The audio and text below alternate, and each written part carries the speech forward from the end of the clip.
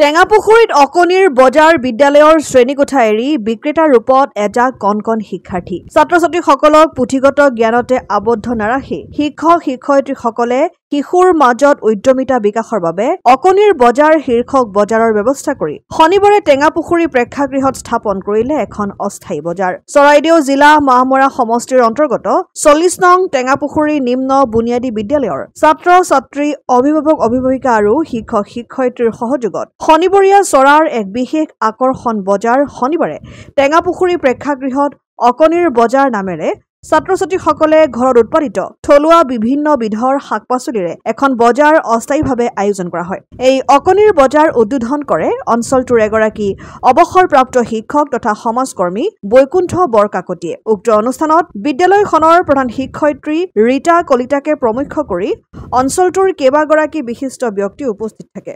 মথুৰাপুৰৰ পৰা ইছলাম আহমেদৰ report, Assam Aditya. NKS হুণ্ডাইলৈ স্বাগতম।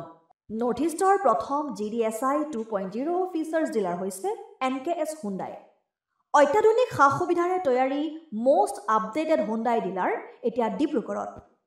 আমাৰ NKS হুণ্ডাই ডিলাৰত open sales consulted room, customer ৰুমৰ লগতে পুৰণি গাড়ীৰ এক্সচেঞ্জ ফেচিলিটিও ৰখা হৈছে। ইয়াত চেলছৰ লগতে ছাৰ্ভিচ ছেক্টৰৰ সুন্দৰ সুবিধা আছে। প্ৰয়োজনীয় সকলো এডভান্স টুলছ, হুইল বেলেন্সিং, এলাইনমেণ্টৰ অত্যাধুনিক machine, post hydraulic lift, fully train man পাৱাৰৰ লগতে nitrogen gas filling facility, fully automatic car washer ফেচিলিটিও আছে।